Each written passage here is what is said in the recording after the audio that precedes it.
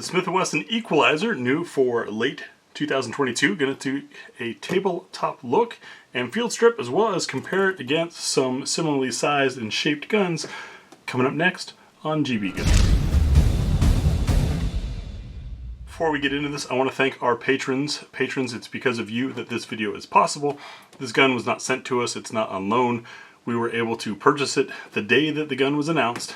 It came in retail, just like everybody else, and we've got it for tabletop review because I was really curious about this thing. One of the things that I thought was interesting was how much it reminded me of the Shield EZ with the grip safety and grip platform and all of that. However, it's got the capacity like a SIG 365 XL with the 15 round magazine. In fact, it's very similar to a 365 XL in a lot of ways, but also similar to the Shield EZ. So let's get into it. If you're new to the channel, welcome. These videos tend to be very in-depth. I've got a lot of different sections and chapters. Check out down along the bottom on the red bar for those chapter markers, or in the video description if you want to skip past or jump to a certain part of it. We start off by what's in the box. Now the box is a little bit of a mess because, well, it's one of those things that once you unpack, unless you work there, you can't repack it the same way it came. Got our manual, federally mandated lock.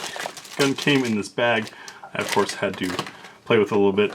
Do get a high quality endurance chamber flag, great for ranges that require things like that.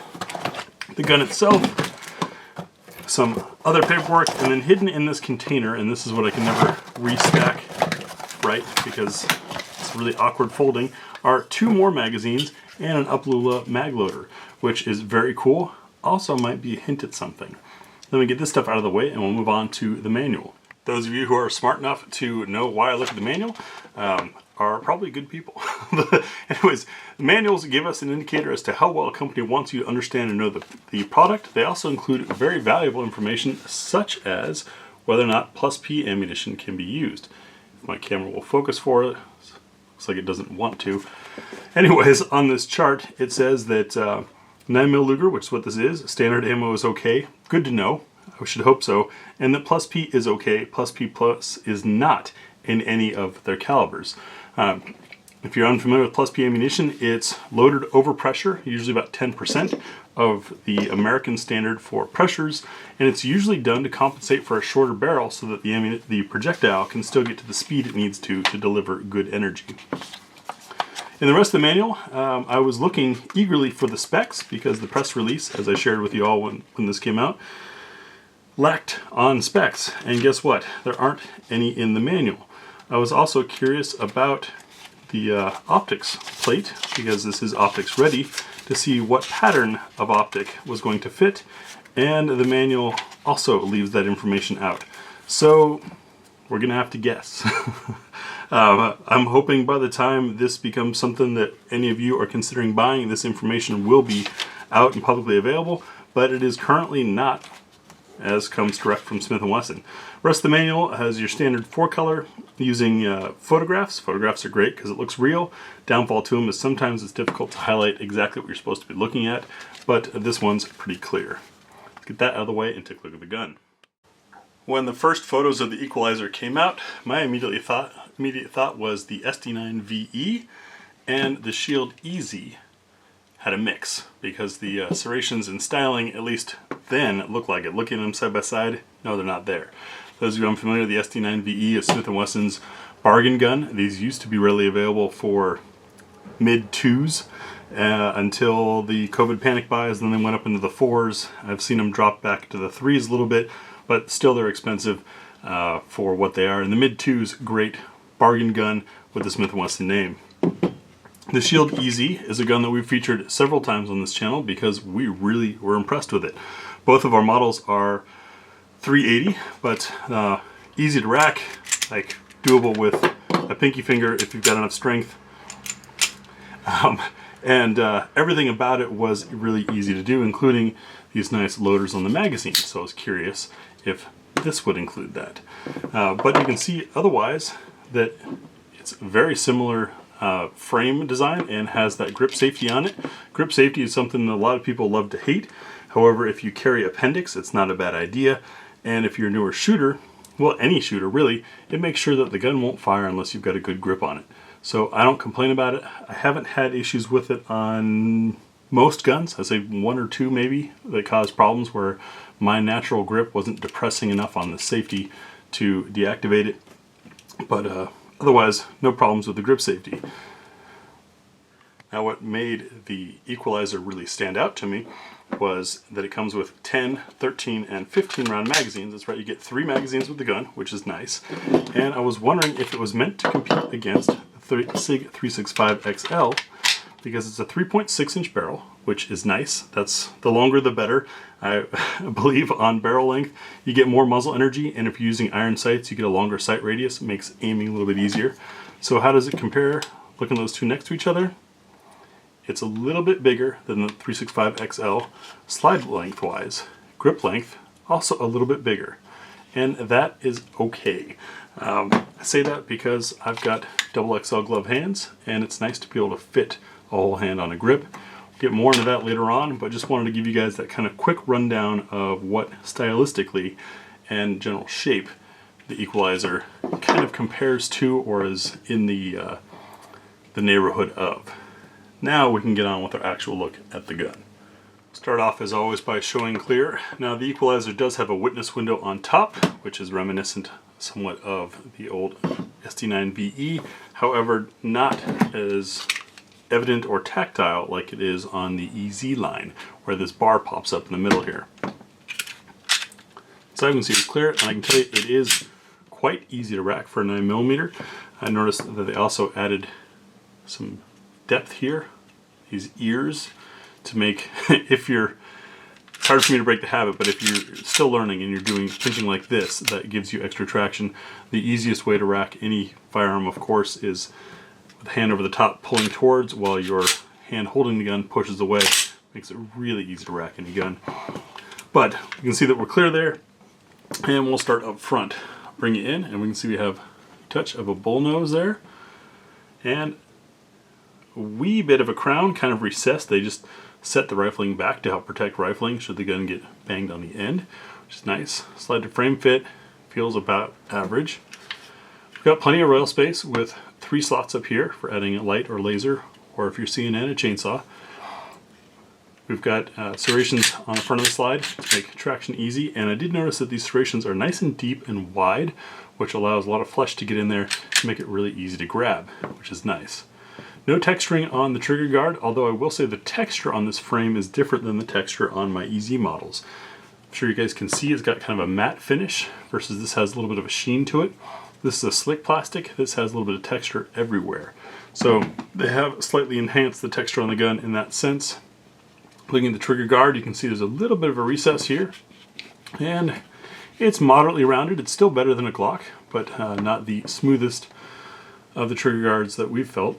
Magazine release protrudes a little bit and is reversible. You notice that our slide lock and release sits fairly flush, sticks out a little bit, but is only on one side of the gun. The texturing on the front strap follows that Smith & Wesson pattern. It just feels a little rougher because this is a coarser plastic to begin with. Looking underneath, wee bit of beveling for the mag well, and you notice that these mags are a double stack, single feed, but almost a conversion of double to single, whereas if you look at like our SD9VE, kind of rounds up there at the top versus being so skinny at the top here. And the micro compact craze 365 follows that same contour. So this is a little bit of a different system, almost like they kept everything up top from the single stack version of the gun to simplify things. What that means for loading, we'll have to find out when we get to the range. I like that an Upalula mag loader was included. As far as is it needed, like I said, we'll find out when we get to the range. Coming around the back, a little bit of texture here on the back strap, and there's your grip safety, which doesn't stick out much. We did notice though that it seems to have some sensitivity. I know this is just dry handling. We'll have to find out when we get to the range. If I'm barely touching it, nothing happens. If I push into it really well, then it goes off. So it might be this gun, it might be the design of it, but it's not one of those where just slight pressure is enough. Oh, that time it was, or maybe I was squeezing my whole hand. Who knows? That's something really for the range video, not for the tabletop. Looking at the back, we've got a smooth back plate. Looks like actually it's part of the slide. Reason for that being, see that big cavity in there? And we'll get more once we field strip it. This is a hammer-fired gun. 3-dot sights that stand up rather tall and proud. Slide to frame fit in the back. It's got quite a bit of wobble, but really doesn't matter too much. As long as you're aligning the sights, everything should shoot straight. And on the right side of the gun, it's pretty smooth and basic. Next, we'll field strip this and take a look inside the gun. Field stripping the Equalizer begins, of course, with making sure it's clear, which is easy to do because you got to lock the slide to the rear. You can see it's clear, nice shiny feed ramp in there, and nothing in the chamber. Rotate this lever down, like that, and ease the slide forward. And it's important that while you do this, you not put pressure on the grip safety. The first time I tried this, sorry, that was Tactic-Kitty rearranging some things. First time I tried this, I was holding it like I normally would a gun, and the slide would not come off, and I panicked. Reread the manual, no pressure on there, so just hold the gun and ease the slide forward and off. There we go, it happened again. I am definitely not touching the grip safety. All right, lock this to the rear and restart.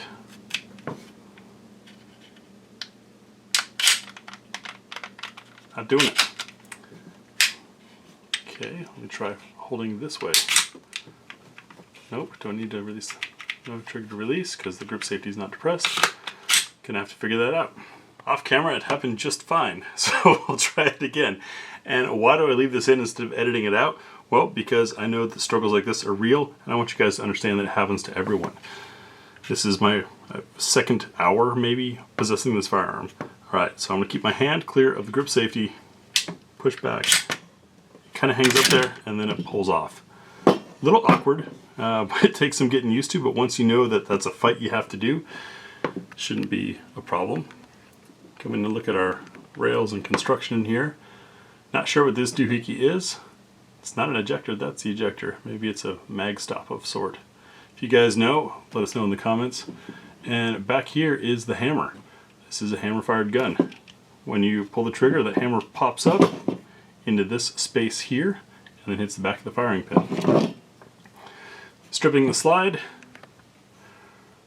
just pull down and pull that spring out. It's a nice captured spring. Appears to be a metal rod, flat coil. And then tap down on your barrel to get it unlocked and pull it out. Now we can look inside the slide, which is very nice and cleanly done. Smith & Wesson always does a good job with their coatings too. Next, we'll check the barrel for chamber fitment and support. This test will, as always, as it always has been, be performed with some Nosler match ammunition. Stuff's not made anymore, but was some of the most precisely made handgun ammunition I've encountered, and so I've held onto this box, and that's what we use it for. We've got a nicely polished feed ramp there, and you can see a tiny bit of relief on the way in, but not as generous as we've seen on other guns. What we're checking for on chamber support is how much of this brass is supported by the steel of the barrel. And when we drop it in, we want to hear a nice clunk, like that. And you see how that brass is sticking out a bit? But I was able to seat it more. It felt a little grimy. That could just be shipping dirt or lube. Pull it out and wipe this off. Drop it in. There we go. Now it's seating all the way in. So I don't have to worry about shallow chamber. What I do see, however, is that the support of this chamber is rather limited compared to some other guns. That's important if you're going to be using plus P ammunition, which this is rated for, or reloads, aluminum case, things like that. Anytime you risk the brass rupturing. Now, the part of the brass that is exposed inside of the shoulder here, what I'm talking about is from this point onward we want exposed, but around here is usually tucked into the chamber on most guns. Not on this one for some reason. We'll find out when we get to the range if that's an issue or not. I don't suspect it is because that part of the brass is also the strongest part of the brass. And Smith & Wesson is a big company, now publicly owned, with a whole lot of liabilities. I highly doubt they would manufacture something that wasn't safe. Yeah, it's definitely oil in there because the brass is sticking a little bit in the wind. We'll see how that goes when we get to the range. as I reassemble this by simply reversing the disassembly process, I'll tell you about what we're going to do in the range video. You'll see Miss Tia and I, that's right, two shooters, two different backgrounds, two different preferences. Our absolute cold shots, the first shots through this gun, we do on camera, and give any initial thoughts that happen while we're doing that. We'll test full magazine plus one to see how the gun and these magazines, which are new and different, run fully stuffed.